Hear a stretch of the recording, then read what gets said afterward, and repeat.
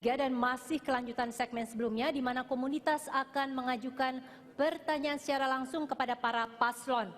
Dan peraturannya karena itu masih sama dan ini sesuai dengan tema besar kita dari masyarakat untuk Jakarta. Saya ingatkan kepada para penonton sekali lagi,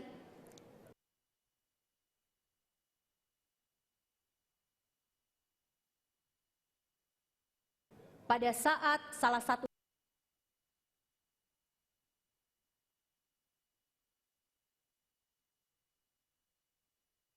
membantu warga yang kurang mampu dan tertarik naik angkutan umum. Ya. Monggo. Jadi Pak Daryono tadi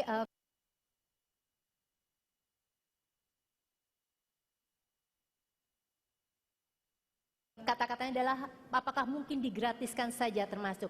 Cukup jelas paslon 3? Silakan, waktunya adalah 1,5 menit. Matur nuwun Pak Daryono.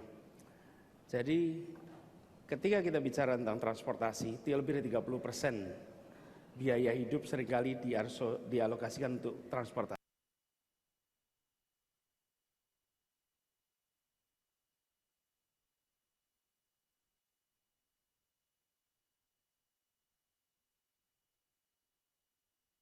Di Jakarta ini sangat mahal. Karena itu kita akan mengintegrasikan dalam konsep transportasi yang kita sebut dengan OKO Trip. OKO Trip. Kenapa ini kita lakukan? Kita ingin seluruh mode transportasi di Jakarta tersambungkan dari mikrobis, kemudian bis menengah, sampai BRT, kemudian LRT maupun MRT.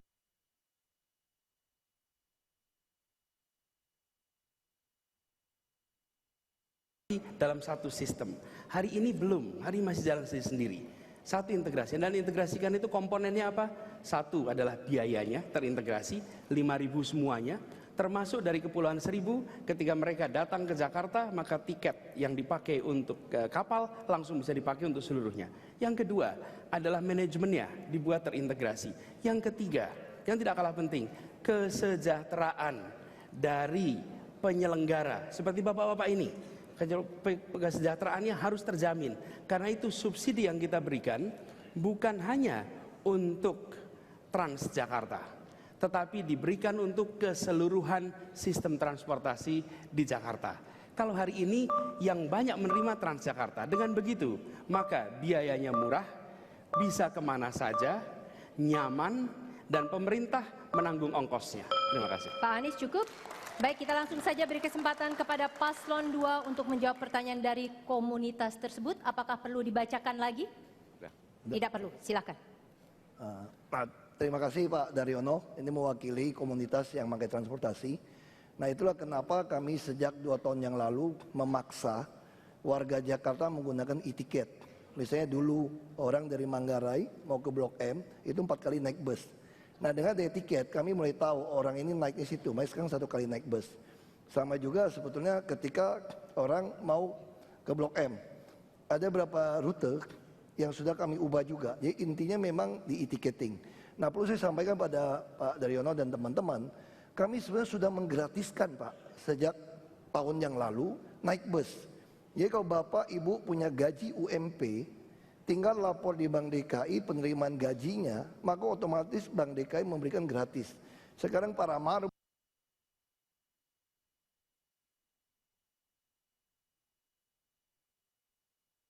yang tinggal di rumah susun, anak-anak, semua sudah gratis. Ini bagian dari kami menopang supaya biaya hidup mereka transportnya murah. Hanya memang busnya perlu kami tambah. Rute kami sudah tambah 100 lebih rute yang langsung tujuan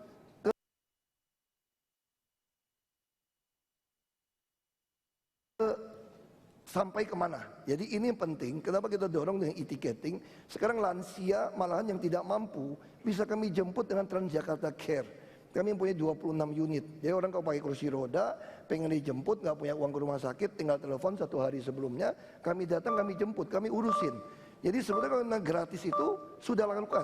Integrasi tentu harus integrasi. Kami sudah integrasi MRT, LRT juga. Ke depan pasti nyambung. Ya, Pak Basuki, cukup. Langsung kepada paslon 3, harap menanggapi jawaban dari paslon 2 atas pertanyaan tersebut. Silakan, waktunya adalah 1 menit.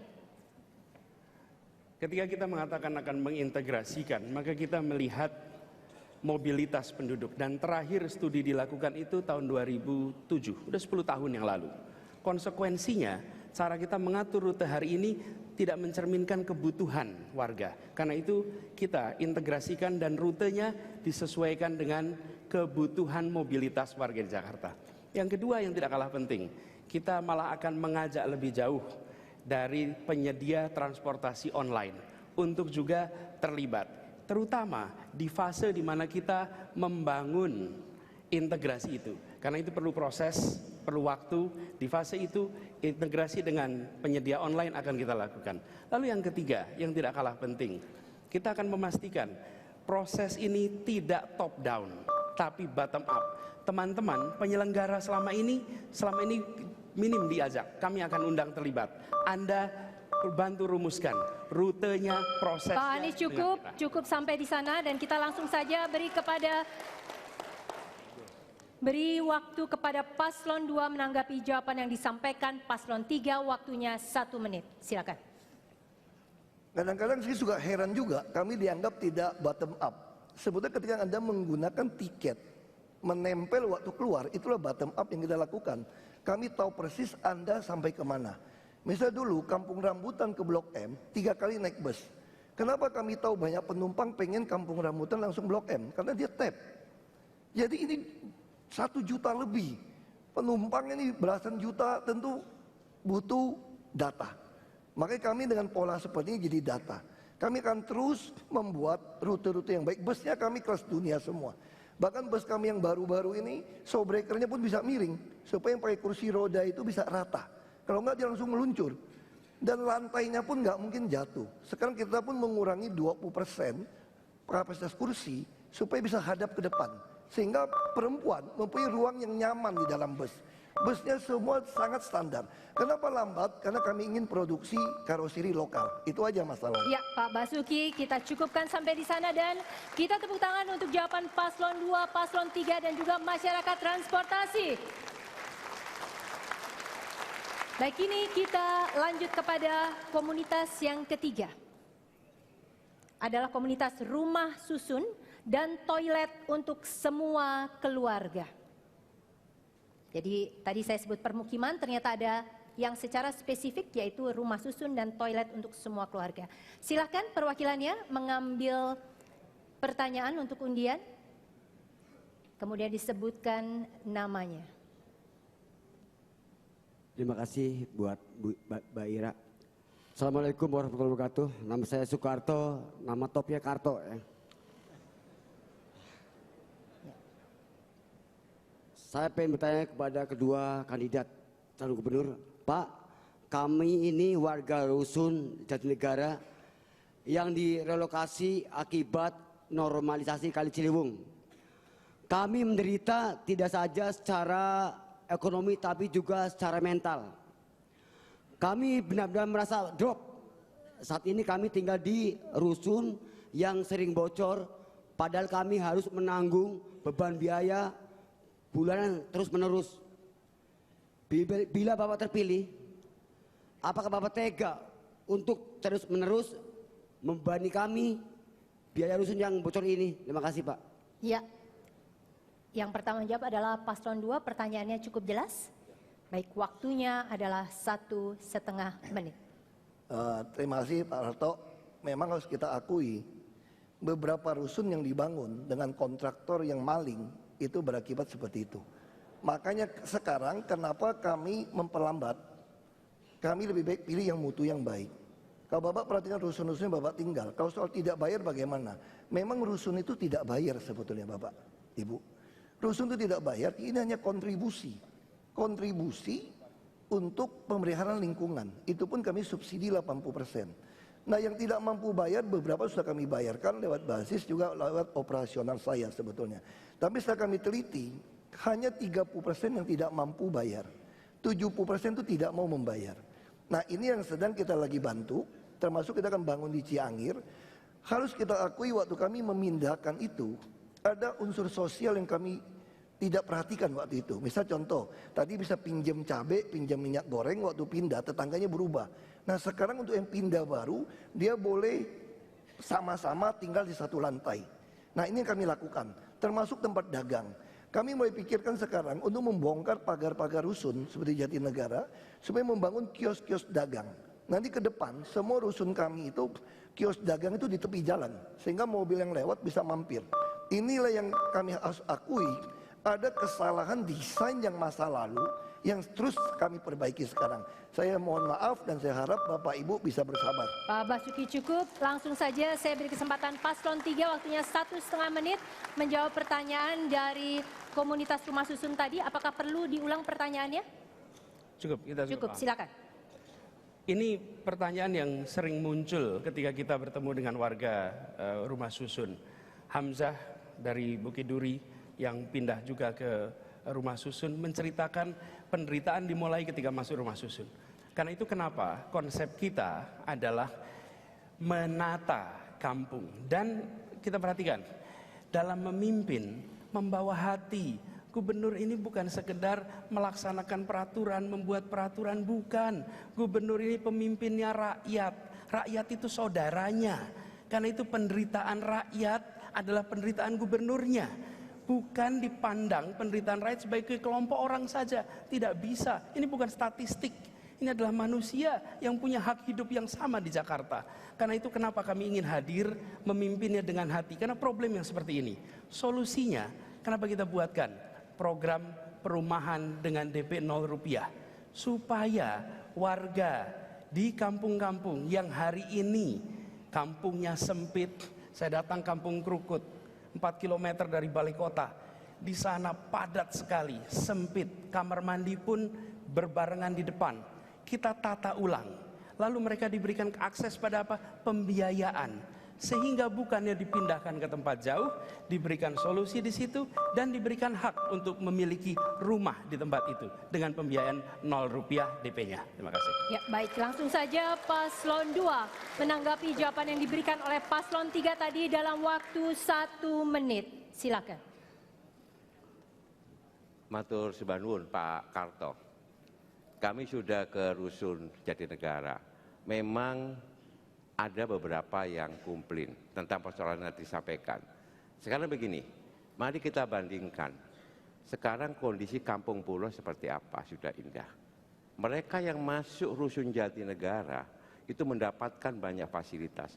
Mulai KJP, KJS, permodalan, bis Transjakarta gratis, ada feeder bus ya.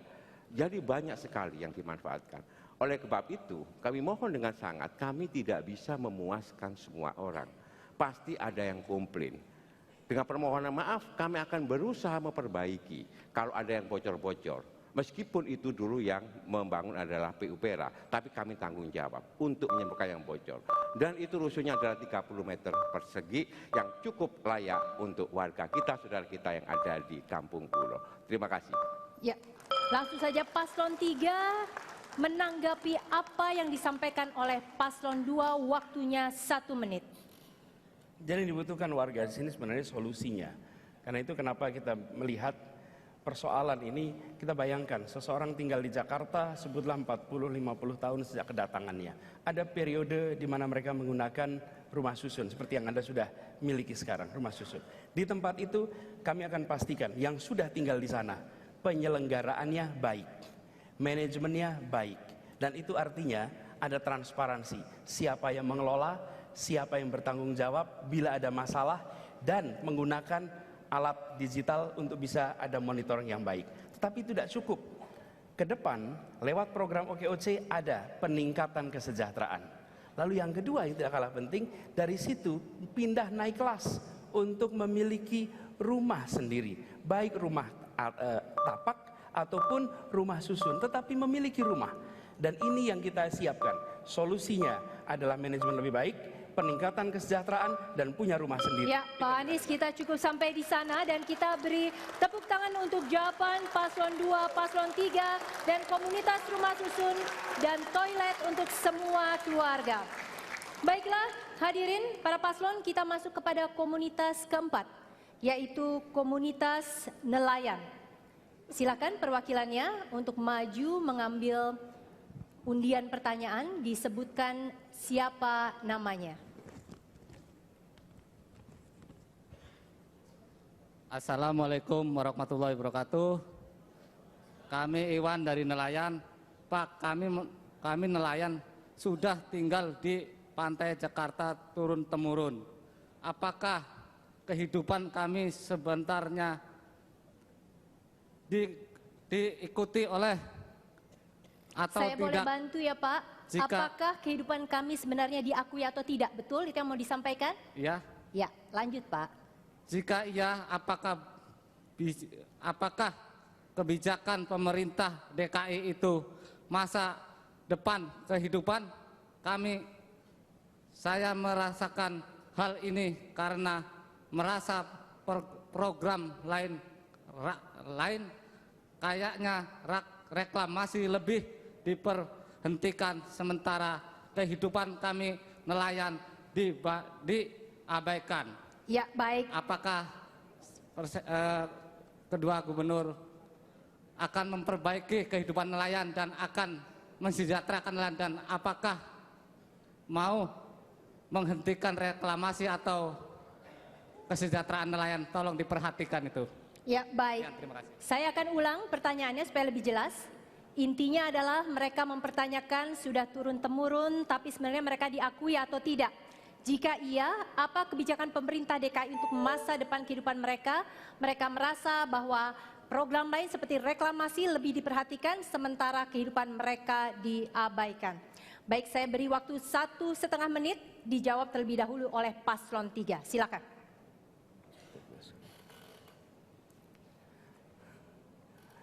Ada 12.000 nelayan sekurang-kurangnya di Jakarta. Sayangnya dalam Jakarta, dalam angka statistik itu tidak ada profesi nelayan di situ.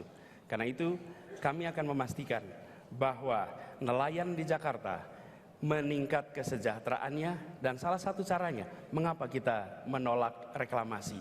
Karena reklamasi itu justru memberikan dampak yang amat buruk kepada para nelayan kita. Selain itu memberikan dampak kepada pengelolaan lingkungan. Kita tahu betapa ada 13 sungai yang mengalir ke Teluk Jakarta, dan hadirnya reklamasi di sana konsekuensinya pada kita semua yang ada di ruangan ini. Banjir akan menjadi fenomena rutin bagi kita karena air yang mengalir justru dihadapkan dengan reklamasi.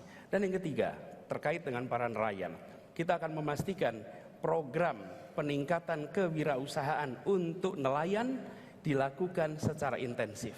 Kita akan latih, kita akan berikan modal termasuk fasilitas perkapalan sehingga para nelayan di Jakarta bisa merasakan manfaat mencari pencaharian di Teluk Jakarta, di sekitar Kepulauan Seribu. Ini yang sekarang terlewatkan.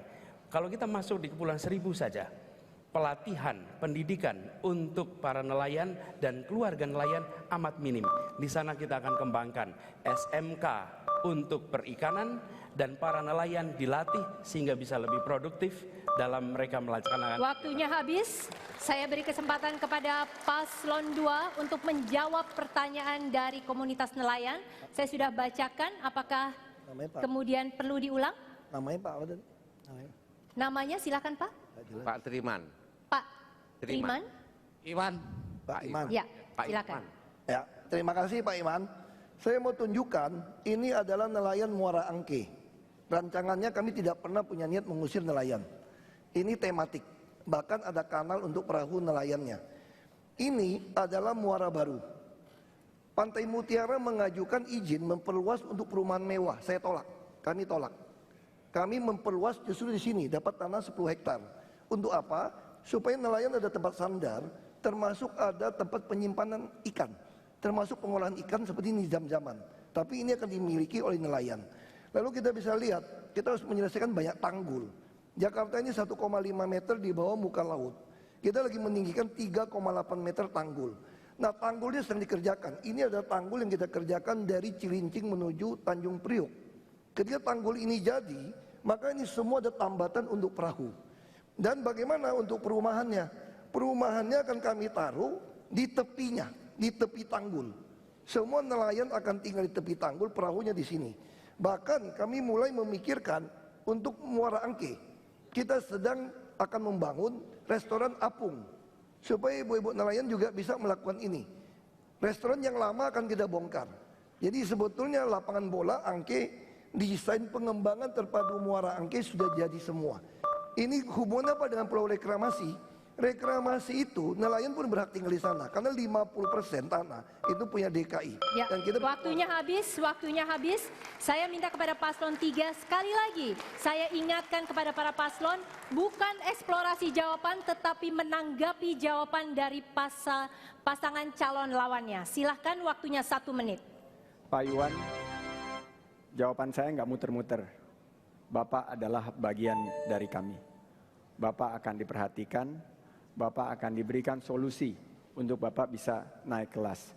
Banyak sekali nelayan-nelayan yang kami temui sekarang mengalami kesulitan.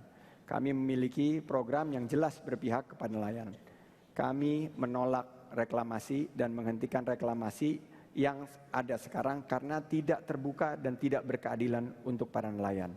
Kami sudah katakan itu dari putaran pertama dan kami akan konsisten menyatakan bahwa kami berpihak kepada 24.000 lebih nelayan yang ada di pesisir Jakarta. Kami ingin tingkatkan. Saya pernah invest di perusahaan pengolahan ikan. Saya ingin bekerja sama dengan para nelayan agar para nelayan bisa melaut dan tangkapannya bisa lebih baik. Ibu Susi punya program yang baik dan kami akan memiliki kolaborasi dengan Ibu Susi untuk meningkatkan harkat martabat para nelayan. Ya, langsung saja paslon 2. Paslon 2, kita tahan pendukung paslon 3. Baik, paslon 2 silakan menanggapi jawaban yang disampaikan oleh paslon 3, waktunya 1 menit. Pak Iwan dan seluruh komunitas nelayan, saya terima kasih. Pak Iwan dan semuanya adalah bagian dari kita, betul. Karena bagian dari kita, maka tidak layak nelayan hidup dengan rumah-rumah seperti itu. Kami sudah ke sana. Dan kemudian saya sampaikan konsepnya untuk penataan rumah-rumah tersebut, termasuk juga dengan membangun TPI yang memadai. Kita ingin nelayan kita itu betul-betul berdaya, bermartabat, dan anak-anaknya cerdas. Kita ingat betul bahwa anak-anak nelayan diberikan otak yang cerdas karena setiap hari makan ikan. Mereka berhak kehidupan yang lebih baik. Dan jangan sampai meskipun tidak ada banjir, selalu mereka kebanjiran. Karena apa? Karena tanggulnya bocor. Kami ke Kamal Muara, kami ke Muara Angke, kami berdiskusi dengan rekan-rekan nelayan. Dan mereka mengharapkan kehidupan yang lebih baik. Nelayan berhak untuk hidup lebih baik di Teluk Jakarta. Terima kasih. Ya, kita beri aplaus. Ini adalah segmen yang mengakhiri pertanyaan langsung dari publik. Untuk komunitas nelayan kita beri tepuk tangan juga. Baiklah penonton, paslon, hadirin, kita akan masuk kepada segmen berikutnya yang dipastikan akan lebih seru karena kita punya perdebatan antara calon wakil gubernur dan calon gubernur DKI Jakarta. Kami segera kembali sesudah jeda komersial berikut ini. Tetaplah bersama kami. Jangan lupa ya warga Jakarta, kita nyoblos lagi di putaran kedua.